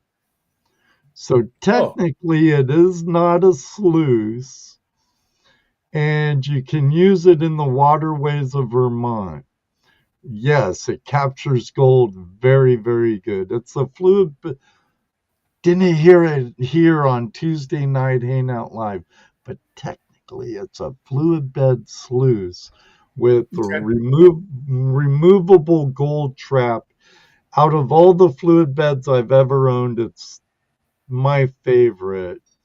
But other than that, if it takes a mat, I use Dream Mat now. I used to be hardcore miner's moss expanded metal type guy back in the day, but I'd rather carry back this much cons than a bucket of cons like this. I don't sell pay dirt. I sell my gold raw, or I'll tube it up like this and give it away or something. And I love the clean out. The speed to do a clean out takes a couple of minutes over what it would with miner's moss and stuff. So that's what I use, Dream Mat. Sweet. So, well, then that's why I'm Dave, not Dennis. Right. Just confusing the names. That's all right. It's all right. Yeah. Has that happened to you before, or is this the first? No, it's happened before. Okay. Now I don't feel too bad. No, you're doing fine. Yeah, no, I always kind of interested because out here, the finest gold that we have is down at the beach. And I just use Gold Cube on it with a vortex matting, and then I don't even bother trying to pan it out or work it out or anything anymore. I just run it through the oven and smelt it out. The only problem with that is I get everything and not just the gold. So if there's any platinum or rhodium or anything like that on the beach, I'll get it all.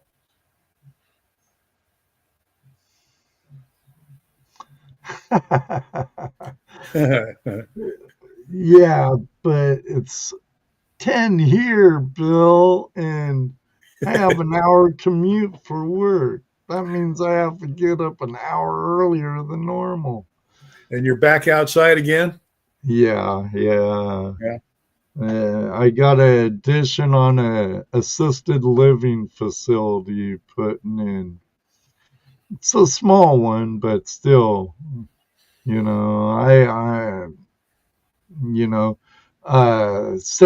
if you or Tyler, Sarah's the owner of my company I work for, and Tyler's her son, and they do watch the show sometime. Mostly her son, but I have caught Sarah commenting in my chat before.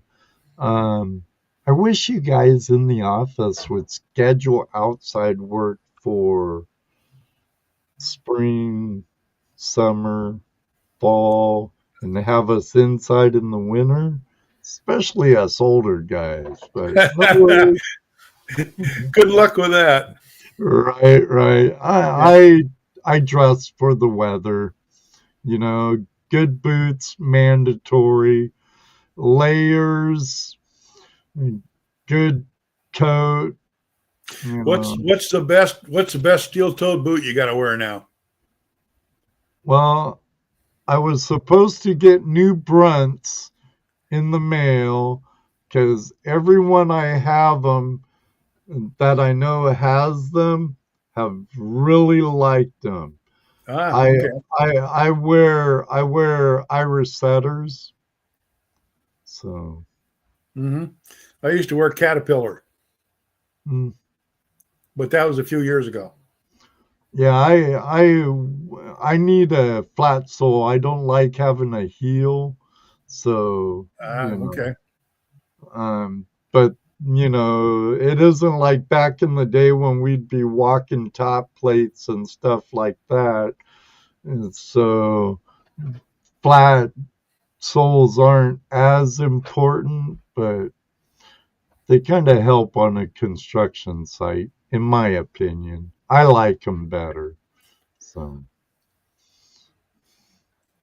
Yeah, I see somebody knows you well. They're talking about how you dress up when the temperature's down around below 40. Dresses up like a Christmas tree. It's always nice to have good friends on online chatting with you, huh? this guy, and this guy's our normal peanut gallery guy, like I told you, Bill, before, Bill Marsh.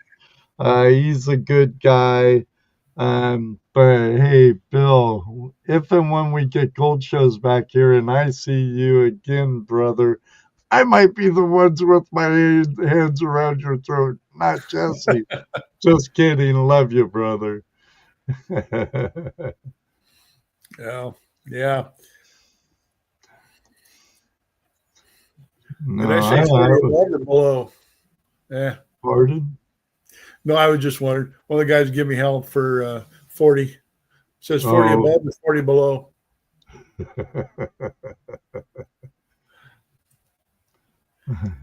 Yeah. Not soon enough, Victor. Not soon enough.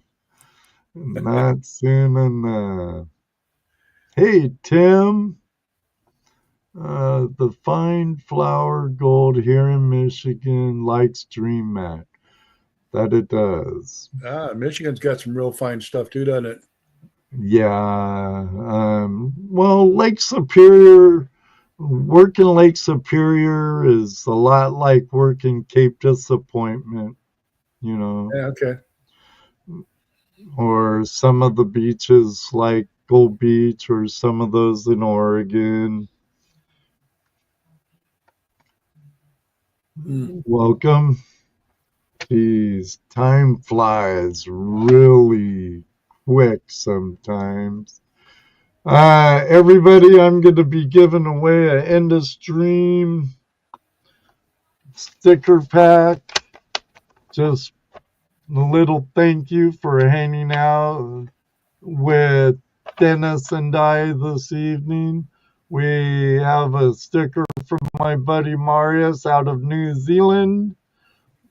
And yeah, okay, here's my little promo for my friends at the Mat Cave, Dream Mat, Prospector's Dream.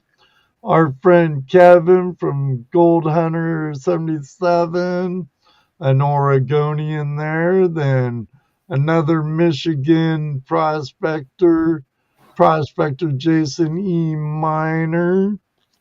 A double shot of Jason's sticker, Golden School Prospecting. Then a couple of my channel stickers there, and this season's Tuesday Night Hangout Live sticker, along with a nice little Snoopy card.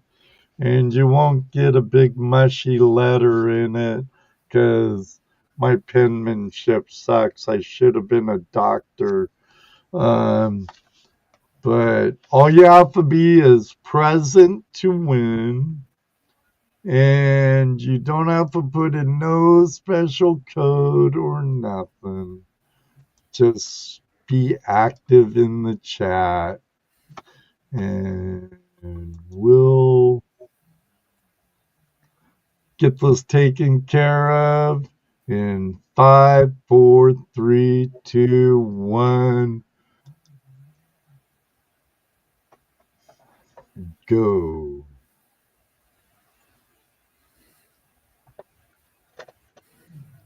Mr. Lodak. Congratulations, sir. Thank you, world's greatest moderator, Mr. Lodak. I'll get this out to you. I still have to mail out yours, Heath, Moto Mining, and some others. So, pay it forward. Okay, you're the boss.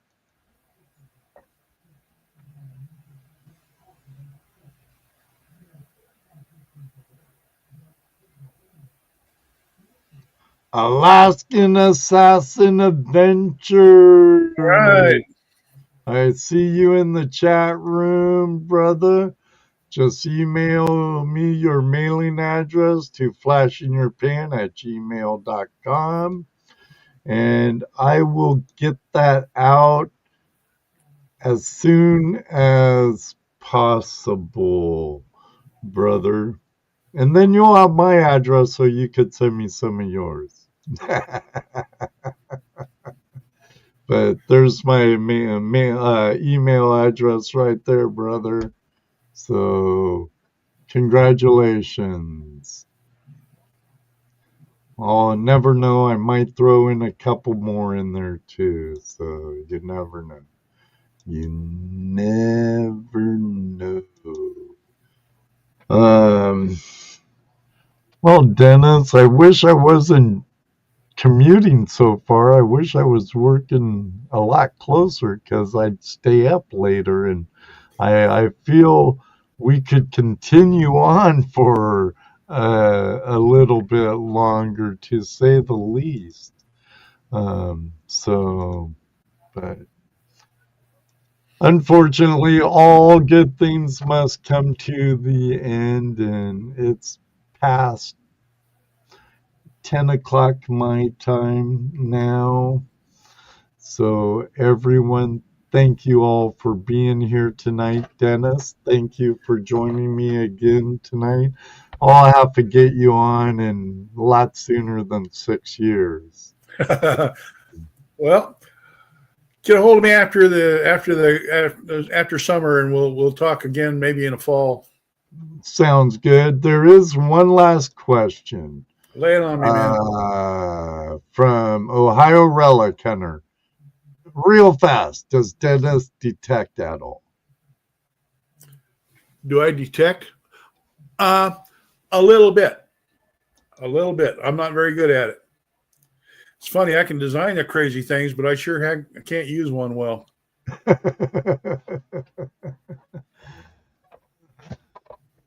You're more than welcome, Mike. Everybody. Welcome, everybody. Glad to be here. Appreciate all of you being here. I hope I see the new ones again sometime.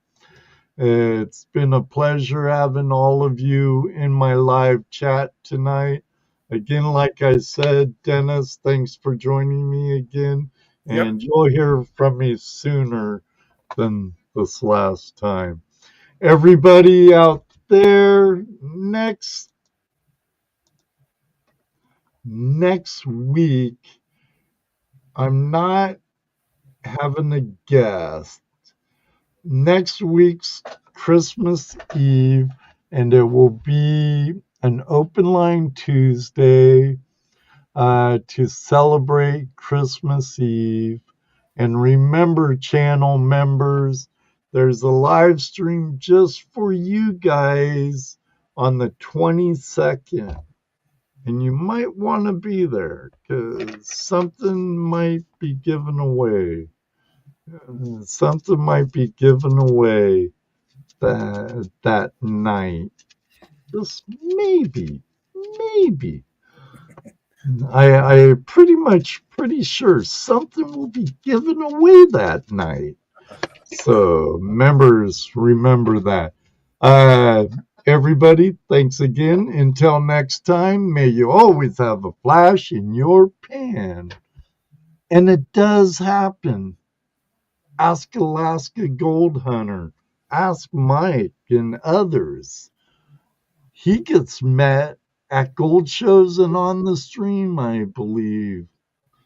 And I've met quite a few of you out there on the river. So until next time, may you always have a flash in your pan. Did I say that already? And maybe one day, too, we'll meet you on the river. Good night, everybody. God bless. Love you all.